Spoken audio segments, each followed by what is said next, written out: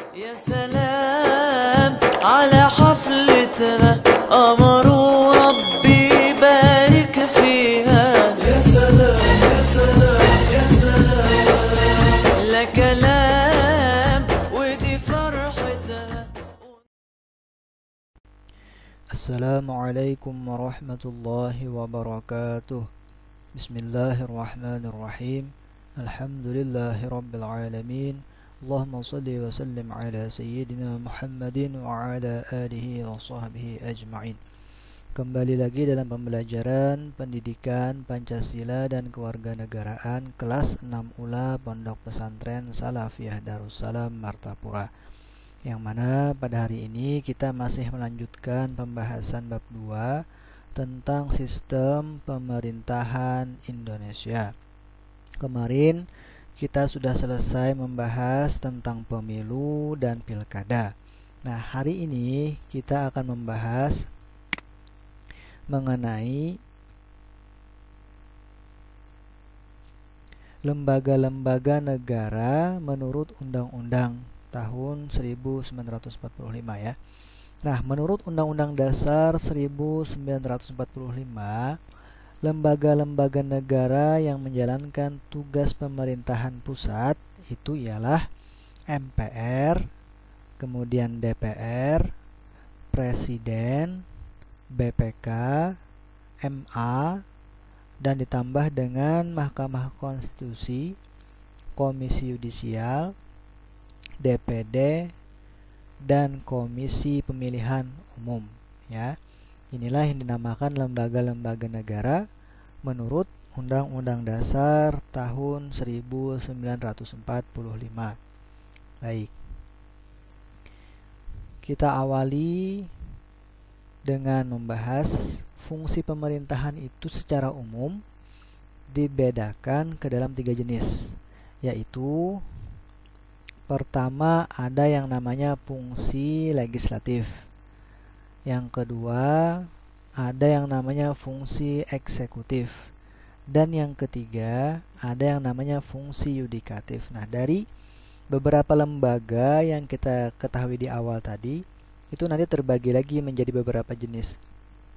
Ada yang berfungsi sebagai legislatif, ada yang berfungsi sebagai eksekutif, dan ada yang berfungsi sebagai yudikatif. Nah, karena perbedaan fungsi tadi, maka tugas dan wewenangnya pun berbeda-beda.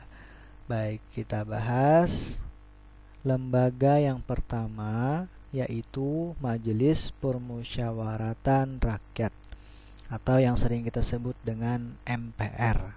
Nah, MPR ini terdiri atas anggota Dewan Perwakilan Rakyat atau anggota DPR dan anggota Dewan Perwakilan Daerah atau anggota DPD.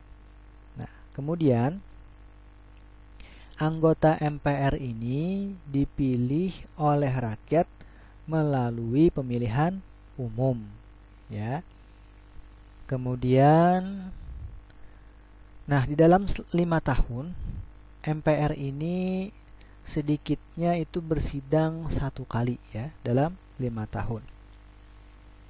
Kemudian sidang MPR yang dilakukan tadi itu berada di ibu kota negara, tentu saja ya, karena MPR ini termasuk dalam pemerintahan pusat. Kemudian segala keputusan Majelis Permusyawaratan Rakyat atau MPR ini ditetapkan dengan suara terbanyak. Tapi tentunya setelah melalui proses musyawarah mufakat ya, baru diputuskan dengan putusan suara terbanyak. Nah, ini mengenai Majelis Permusyawaratan Rakyat.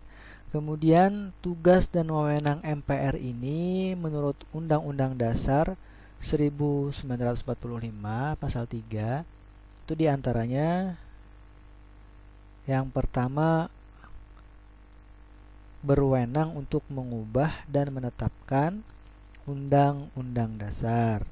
Yang kedua, bertugas melantik presiden dan atau wakil presiden. Nah, kemarin kan kita sudah membahas tentang pemilihan umum. yang dimana di situ dipilih juga presiden dan wakil presidennya. Nah, setelah mereka terpilih, maka presiden dan wakil presiden ini dilantik. Siapa yang melantiknya? Yang melantiknya adalah MPR. Nah, ini tugas yang kedua dari MPR. Yang ketiga, MPR ini dapat memberhentikan presiden dan atau wakil presiden dalam masa jabatannya. Nah, kalau seorang presiden atau wakil presiden ini melakukan kesalahan yang dilarang yang dapat mengakibatkan dia dicopot dari jabatan presidennya, maka siapa yang berhak memberhentikannya? Jawabannya adalah MPR. Nah, ini adalah lembaga yang pertama dalam pemerintahan Indonesia yang kita bahas, yaitu Majelis Permusyawaratan Rakyat atau MPR. Minggu depan kita akan membahas lembaga yang kedua yang disebut dengan DPR atau Dewan Perwakilan Rakyat. Nah, untuk hari ini saja yang Bapak sampaikan. Jangan lupa ditulis di buku catatan kalian. Semoga ada manfaatnya. Wabillahi taufiq wal hidayah. Assalamualaikum warahmatullahi wabarakatuh. يا سلام على حفلة